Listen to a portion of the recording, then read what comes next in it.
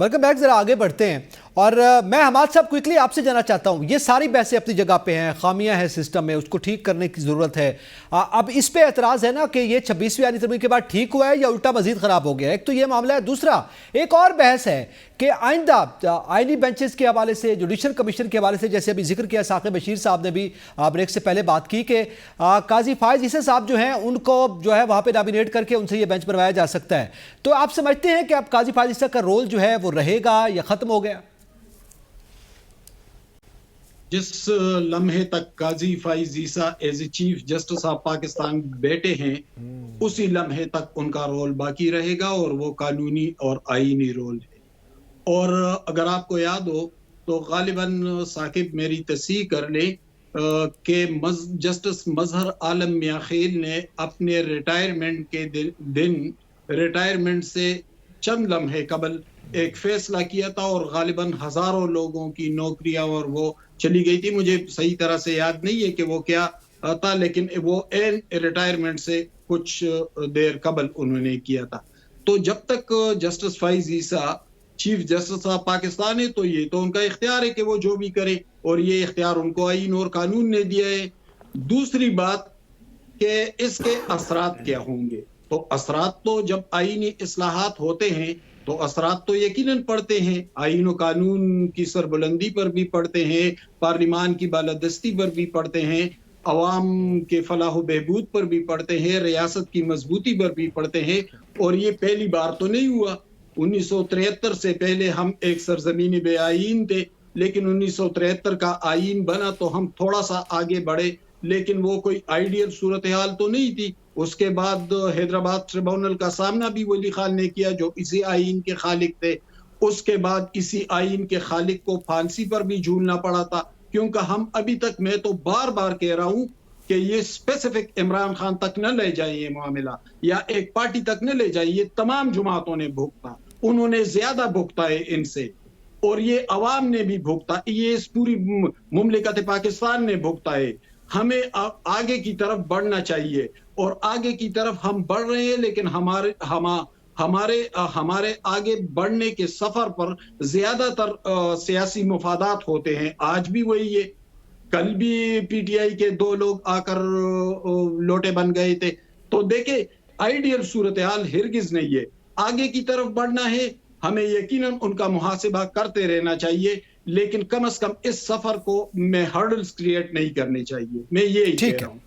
चलें, अब सलमान आप क्या समझते हैं? अभी वकला तहरीक का जिक्र हुआ कि अली अहमद कुल साहब भी होंगे, जो एक वकला तहरीक इफ्तिखार चौधरी साहब के ज़माने में चली थी, उसके जो रूह रवां थे वो शामिल हो सकते हैं। अच्छा, फिर इसको चैलेंज भी किया जा रहा है कोर्ट में, अभी तक ये क्लियर नहीं है फुल बेंच बनेगा या नहीं। आप क्या इससे क्या तवक्कुआत वाबस्ता है कि वकला तहरीक आप देख रहे हैं आने वाले दिनों में, और ये इसको चैलेंज होगा तो इसको रोका जा सकता है? ऐसी सूरत हाल है क्या? अब देखें कि महज अगर दावों की बात की जाए तो वो तो वकला तहरीक का हेड है। जिस तरह आपने कराची में कन्वेंशन देखा, उस कन्वेंशन में हमने सुना, और हामिद खान साहब भी इसके रूह रवां हैं, और अली अहमद कुर्द साहब भी हैं, मुनीर मलिक साहब भी हैं।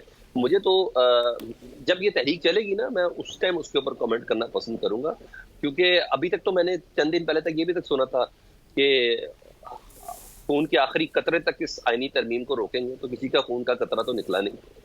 तो और ये जो आप इफ्तिखार चौधरी साहब वाली तहरीक की बात करें ना, वकला तहरीक की, उस वक्त के जज्बे और उस वक्त की चीज़ें बहुत कुछ और थी। सामने एक मार्शल एडमिनिस्ट्रेटर का फेस था, जिसके उसके इकदाम थे। तो यहाँ तो फेस ही कोई सामने नहीं है कि ये किसके इकदाम है या किसके खिलाफ करेंगे। ये तो पूरे का पूरा जो सेटअप है, ये तो मुझे सारे स्पोक्स पर्सन नजर आते हैं, ये सारे लोग मुझे तर्जुमान नजर आते हैं किसी और एक्ट के, किसी और के एक्ट के। मुझे तो ये सब चीजें हैं। बिलावल साहब की आपने हैदराबाद की तकरीर की धमकी नहीं सुनी? नहीं तो मैं मजबूर हो जाऊंगा उस तरीके से करने की, वो तरीका भी आपने के देख लिया। यानी सब चीजें हर एक को बताइए, ये कर लोगे तो ये हो जाएगा, नहीं तो ये करेंगे तो ये हो जाएगा। मुझे तो कहीं से भी ऐसी समझ नहीं आ रही। और मैं फिर हमाद भाई को मैं उनको सामने रख के बात करता हूँ, कहते ना कि हमें इस किरण को आगे बढ़ना चाहिए। कोई बेहतर काम हो तो उस पर आगे बढ़े ना भाई। 73 का आइन, आपने कहा आइन हम बे आइन थे, 73 के आइन में लिखा है ना पाकिस्तान की अदलिया आजाद हो। मुझे आप सारे हल्फन बता दें क्या इस जितनी भी तरामीम का, मैं तो पहले दिन से मुसवदा ही पढ़ रहा हूँ कि शायद ये है, फिर कहता हूँ नहीं ये है, फिर कहता हूँ नहीं, अब जो आया उसको अगर पढ़े तो तो किसी को कोई एक नाखून बराबर भी नमक नजर आती है कि इससे अदलिया आजाद हुई है या पहले से ज्यादा आजाद हुई है? मुझे एक सेकंड, एक और चीज, आखिरी चीज, क्या इधर जो 4 पैनलिस्ट बैठे हैं अभी तो वो 12 अफराद हैं जो पार्लिमानी कमेटी के, जिनको पीपल्स पार्टी ने अनाउंस कर दिया, नून लीग ने अनाउंस कर दिया, जेयूआई ने अनाउंस कर दिया, ये सब ने अनाउंस कर दिया। उसको पाकिस्तान तहरीक इंसाफ ने अनाउंस कर दिया। भाई ये पार्लिमानी कमेटी बनेगी, नाम जाएंगे, कल 12 बजे से पहले होगा। मैं आप सबसे पूछ रहा हूं, आप में से कौन कह सकता है कि जस्टिस मंसूर अली शाह बनेगा चीफ जस्टिस, या जस्टिस मुनीब अख्तर साहब चीफ जस्टिस बनेंगे? मैं तो दावे से करता हूं, मैं उस पार्लिमानी कमेटी से पहले ही ये बता रहा हूं कि इन दोनों में से चीफ जस्टिस नहीं बनेगा। या तो जस्टिस याहिया अफरीदी साहब बनेंगे सुप्रीम कोर्ट के चीफ जस्टिस, और वो आईनी बेंच के सदर बन जाएंगे जस्टिस अमीनुद्दीन। मैं तो आपको इधर बैठ के प्रेडिक्ट कर रहा हूं, तो इतनी बड़ी यार मेरी प्रेडिक्शन को, मैं किसी इतलात के ऊपर तो बात नहीं कर रहा। जो चीज ये बड़ी अहम बात है आप और मेरे दरमियान, वो कहां है? जी, अभी किरण नहीं है बल्कि रोजे रोशन की तरह आया से पहले फैसला बता रहा मैं। जी, ये वही बात है ना जो, जी सलमान साहब आपने प्रिडिक्शन कर दी है। आगे बढ़ते हैं बिशार एजाज साहब। अभी सलमान साहब बात कर रहे हैं वो किरण वाली, जो अहमद साहब ने जिसका जिक्र किया, जुगनू वाली, तो वो तो खैर प्राइम मिनिस्टर साहब ने कहा नहीं, सूरज निकल आएगा कल अदलिया की आज़ादी का। दूसरा ये फरमाइएगा बिशार राजा साहब, एक तो जैसे अभी सलमान साहब जिक्र कर रहे हैं कि ये सबको पता है कि कौन आ रहा है और ज़ाहिर इंटेंशंस बाज़े हैं, मगर वकला तहरीक आइंदा के बेंचेस के बारे से, फिर वकला जो मुतालबा कर रहे हैं, क्या वो चीफ जस्टिस की तैनाती के बारे से एक शिक्की तब्दीली का मुतालबा कर रहे हैं, या पूरे का पूरा जो मुसवदा लाया गया था और जो अब कानून का हिस्सा है पूरी तरमीम को ख़त्म करने की बात कर रहे हैं? नहीं, जो वकला है मुतालबा कर रहे हैं वो अल जिहाद ट्रस्ट की बात कर रहे हैं जी, कि वो जो सीनियरिटी की हवाले से बात कर रहे हैं कि उसके तहत जो है सुप्रीम कोर्ट का चीफ जस्टिस बनना चाहिए। यहाँ पर जो अहमद साहब ने कहा जी कि निज़ाम को आगे चलना, बिल्कुल ठीक है, निज़ाम को आगे चलना चाहिए, ये भी बात दुरुस्त है। अहमद साहब मुझे बताएं, प्रैक्टिस एंड प्रोसीजर एक्ट लाया गया था, यहाँ पर मैराथन ट्रांसमिशन चली, सुबह से लेकर शाम तक पूरी कौम को नफसियाती मरीज बना दिया गया था। 4 दिन 5 दिन 6 दिन वहाँ पर सवालात उठते रहे। जस्टिस मुनीब अख्तर बार बार कहते रहे कि मास्टर ऑफ द रोस्टर कौन है, ये क्या है प्रैक्टिस एंड प्रोसीजर। तो चीफ जस्टिस साहब बाजिद रहे जनाब जस्टिस काजी फाइजा साहब कि मैंने अपने इख्तियारात बांट दिए साथी जजेस में। तो फिर बाद में क्या हुआ था, बाद में जब वो उनके गले की हड्डी बना ना, तो उन्होंने इसे ख़त्म किया। अभी सदर के दस्तखतों की जो स्याही खुश्क नहीं हुई थी, तो चीफ जस्टिस साहब ने जस्टिस अमीनुद्दीन को शामिल करके एक नाम ने हाथ कमेटी बना दी और कहा जनाब के वो अभी आया, वो चैलेंज भी हुआ, सारा कुछ हुआ, कमेटी बना दी, उसके तहत 63A लगा दिया, उसके तहत फलाना लगा दिया, उसके साथ फलाना लगा दिया। ये बात वो नहीं है जो अहमद साहब कर रहे हैं निज़ाम चलने की, ये बात है जनाब के अपना पूरा सिस्टम, इस जाली निज़ाम जो बना हुआ है ना, ये जो जाली हुकूमत बैठी हुई है फॉर्म 47 जाली की, इसकी बका के लिए ये करना ज़रूरी था, ये जो किया गया। अच्छा बिशार साहब, एक छोटा सा सवाल, बड़ा मासूमाना सा सवाल है, आपको समझ आई है मियां नवाज शरीफ ने कल शेर में क्या कहने की कोशिश की? जो बैरिस्टर गोयल साहब ने कहा ना, उन्होंने शेर में वही कहने की कोशिश की कि हाँ जी बाहर करके, लेकिन मियां साहब बात वो भी तो शिकवा है ना, कि मियां साहब मुझे ये बताएं जी कि अगर कोई अदलिया के अंदर जजेस आज़ाद माइंड के साथ फैसला करें, अपना फैसला करें, अपना माइंड अप्लाई करके फैसला करें, तो मियां साहब को आज़ादाना जज जो है वो अच्छे नहीं लगते, वो उन्हें काबू करने की कोशिश करते हैं। उन्हें चाहिए जस्टिस क्यूम जैसा कोई बंदा, वो जो आप मिलता नहीं है जस्टिस क्यूम जैसा बंदा, वो शिकवा कर रहे थे, वो ये बात कर रहे थे कि मुझे जस्टिस क्यूम जैसा बंदा यहाँ पर कोई मिल नहीं रहा। अच्छा चलें थोड़ा आगे बढ़ते हैं। मैं साकिब बशीर साहब ये बताइएगा, आज सुप्रीम कोर्ट में जो सूरत हाल हुई, आज इंट्रा पार्टी इंतखाबात केस के हवाले से आमिद खान साहब और चीफ जस्टिस के दरमियान एक तलकलामी की सूरत हाल भी, फिर उसके बाद चीफ जस्टिस साहब ने कहा कि ठीक है आप बाहर जाकर तकरीर कर लें। जाहिर है जब आमिद खान ने ऑर्डर लिखवाते हुए भी कुछ कमेंट्स किए हैं, ये सूरत हाल इस नौबत तक पहुँच चुकी है, इस हवाले से क्या मामले को देख रहे हैं आप?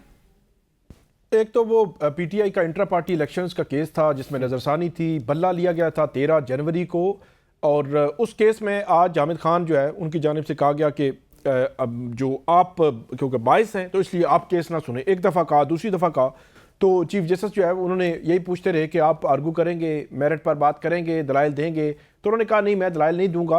और उसी दौरान फिर जो अली जफर है वो भी आ गए रोस्टम पे, उन्होंने भी बात की। उन्होंने कहा कि क्योंकि जो कॉन्स्टिट्यूशनल अमेंडमेंट्स हो चुकी हैं तो अब तो ये कोई केस आप सुन ही नहीं सकते, ये कॉन्स्टिट्यूशनल जो बेंचेस हैं उनके पास जाएगा, तो इसलिए आप अर्जन कर दें। लेकिन यह है कि बज़ाहिर ऐसे लगता है कि मुझे उन्होंने अर्जन नहीं किया बल्कि डिसमिस कर दिया।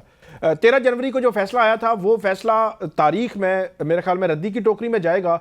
उस फैसले ने इस मुल्क की एक ख़ास जो पॉलिटिकल पार्टी है उसको नुकसान दिया।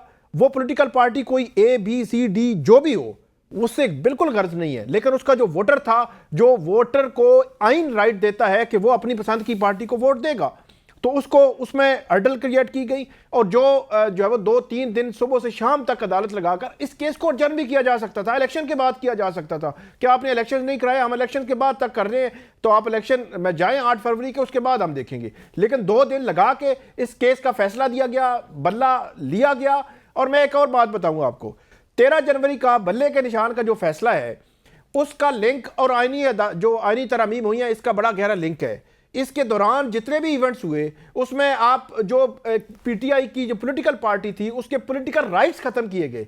जब राइट्स खत्म हुए तो पहले राइट्स खत्म किए गए, कोई तशरीह नहीं आई। फिर उसके बाद 8 फरवरी हो गया और 8 फरवरी के बाद फिर क्योंकि राइट्स नहीं थे, राइट्स होते तो ये बड़ा इंटरेस्टिंग है, तो वो ये सारे आज़ाद थे वो PTI का हिस्सा होते क्योंकि राइट्स मौजूद होते। तो इलेक्शन कमीशन ने गलत तशरीह की, आज भी इलेक्शन कमीशन डटा हुआ है। चीफ जस्टिस काजी फाइज साहब बारहा कह चुके कि आपने गलत तशरीह की है कि आप राइट्स खत्म नहीं कर सकते थे।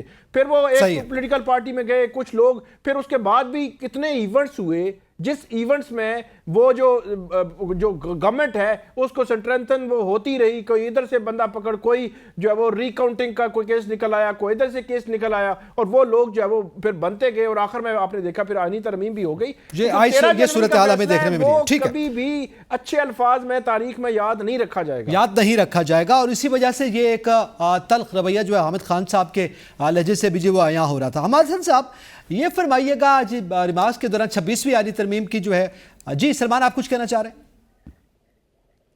हाँ, मैं ये कहना चाह रहा हूँ साकिब बशीर की इस बात पे कि मेरा एक सवाल है, क्योंकि इनमें से बेसिकली सुप्रीम कोर्ट के रिपोर्टर्स भी हैं, मैं साकिब भाई को भी फॉलो करता हूँ, हमाद साहब को भी फॉलो करता हूँ, बशारत साहब को तो खसूसन फॉलो करता हूँ। तो मुझे एक चीज समझ नहीं आई, हम सारे इस आइन की तरमीम के ऊपर लग गए। काजी फाइज ईसा साहब की मेहरबानियां हैं, जरा मैं चाह रहा हूँ कि नेशनल टीवी पे जरा हम थोड़ा सा उसके मुतालिक बताएं। उन मेहरबानियों के ही तवस्सुल से ये सब कुछ हो रहा है। पहली बात, जो शख्स खुद कह रहे हो एज अ चीफ जस्टिस कि मेरे फैसले की 13 जनवरी की गलत तशरीह की गई, आज उसके रिव्यू को खारिज कर रहे हैं। एक चीज मैं कह रहा हूँ, चले झूठ बोलते हैं पाकिस्तान तहरीक इंसाफ वाले, बहुत जबरदस्त बयानियां घड़ने की कोशिश करते हैं कि हमारे 7 अफराद से राब्ता नहीं, 2 सेनेटर्स के बच्चे उठा लिए, फलानी की बीवी उठ गई, फलाने के साथ ये हो गए, ये सब झूठ बोलते हैं। अच्छा मुझे बता दें बेंगल साहब को क्या हुआ, वो क्यों ये झूठ बोलते हैं? मुझे ये बता दें, पिछले 15 दिन से मौलाना फजलुर रहमान साहब के एक सेनेटर हैं, उनकी फैमिली मौलाना फजलुर रहमान के घर पे क्यों रह रही थी? मौलाना साहब खुद ये बातें बोल रहे हैं। अगर 63A का रिव्यू पहला, अभी मैं साकिब की बात को सेकंड कर रहा हूं, पहला 13 जनवरी और ये 63A का रिव्यू ना होता तो कल जो तमाशा बना हमारा, क्या वो हमारा ऐसा तमाशा बंद? और यकीनन यही सूरत हाल है। 63A का मामला जो नहीं खुली, नोट और वोट का भी बोर्ड का भी खत्म नहीं हो सकता। ये सब चीजें उसके साथ बिल्कुल नथी है, ये सब चीजें उसके साथ नथी है। काजी साहब को सारी जिंदगी लोग याद करेंगे, अब कोई मुनीर शनीर नहीं है, अब सिर्फ काजी साहब के। अब काजी साहब को तारीख में याद रखा जाएगा। अच्छा, अब हमाद साहब, जी हमाद हसन साहब आप बताइएगा कि आप क्या समझते हैं। अच्छा, आज ये भी जिक्र हुआ ना कि चीफ जस्टिस साहब ने कहा कि 26वीं आईनी तरमीम की गूंज सुप्रीम कोर्ट में भी सुनाई दी। उन्होंने कहा मेरे इल्म में नहीं है, उन्होंने का इजहार किया। मुझे नक्की साहब ये बताएं, मुझे क्या समझते हैं? ये बताएं मुझे। चीफ जस्टिस साहब आपकी तरफ आता हूं। चीफ जस्टिस साहब कहते हैं कि मुझे इसकी जो पता ही नहीं है जी, छोड़े इस बात को, मैं वहां मौजूद था, मेरे इल्म में नहीं है। यार अटारनी जनरल कहता है कि हम आईनी तरमीम ला रहे हैं, उन्हें पता ही नहीं होता है, वो मुझे इसके इल्म में नहीं है जी, कमाल है यार। अच्छा, यही सवाल है ना, सवाल ही यही है। हमाद हसन साहब बताइएगा, उनके इल्म में नहीं था, सुबह तक भी नहीं पता था, उन्हें लियाकत चट्टा का भी नहीं पता था। लियाकत चट्टा का भी नहीं पता था। बिल्कुल ऐसा ही है, बिल्कुल। जी हमाद साहब, देखिए नकी एक बात कर लूं कि हाँ, जो आपके रिसर्चर हैं या वो तो एक मखसूस डायरेक्शन में शो चलता है और ज़रूरी नहीं कि हम मुसलसल एक जगह पे तनकीद करें। कुछ अच्छी चीज़ें भी होती हैं, उसकी तारीफ भी करनी चाहिए, क्योंकि सहाफ़त इस बात का मुतकाज़ी भी है। ये इसमें मैं इस्लाह के हवाले से ये बात कर रहा हूँ। इस्लाह अगर आईन में इस्लाह हो सर सकती हमाद है साहब, तो इसलिए हम आपको थोड़ी बुलाते सी हैं ना, आप इस्लाह फरमा दिया करें अगर कोई चीज एक डायरेक्शन में जा रही है। जी तो प्लीज। हम थोड़ी सी अपनी सहाफत की भी इस्लाह कर ले। देखे 26वीं आईनी तरमीम, ये मैंने पहले भी आपसे कहा, ये कोई हतमी बात नहीं है कि बस ये कोई आइडियल सूरत हाल इससे पैदा हो जाएगी। मैंने तो आपसे बार बार कहा कि तसलसल के साथ, यानी मैग्ना कार्टा तो 1248 में आया था, तो उससे कोई आइडियल बरतानिया नहीं बना था। वो फिर आगे चलते गए, फिर सफर होता रहा, फिर आईनी तब्दीलियां होती रही, बादशाहत का असर कम होता रहा, पार्लिमान आगे की तरफ बढ़ता रहा, सुपरमेसी पार्लियामेंट की वक्त बिल्कुल इख्तिताम के करीब है हमाद साहब, बिल्कुल एक मिनट कुछ सेकंड्स रह गए मेरे पास। मुझे मुकम्मल करने दे। निज़ाम इंसाफ बेहतर होता रहा, तो मैं कहता हूं कि ये बोलना चाहिए था। ठीक है, चलें, खैर यकीनी तौर पर हम सूद का खात्मा हो रहा है, ये भी बताना चाहिए था। यकीनन अच्छा, ये वक्त के साथ साथ चीजें आती रही, वक्त हमारे पास बिल्कुल खत्म हो गया, वरना इस पे मजीद भी बात, और फिर आने वाले दिनों में पर इस पे मजीद बातें चलती रहीं। लेकिन एक चीज़ मैं क्लियर कर दूं कि हमारा काम जाहिर है, जैसे हमारे सीनियर हमें बता रहे हैं, हमारा काम सवाल करना है और फिर जवाब जो है वो कोई भी अपने पॉइंट ऑफ व्यू जो है वो सामने रखता है। तो यकीनी तौर पर इस हवाले से हम शो को आगे चलाते हैं। तमाम पैनलिस्ट का बहुत शुक्रिया, इजाज़त दीजिए, अल्लाह हाफिज़।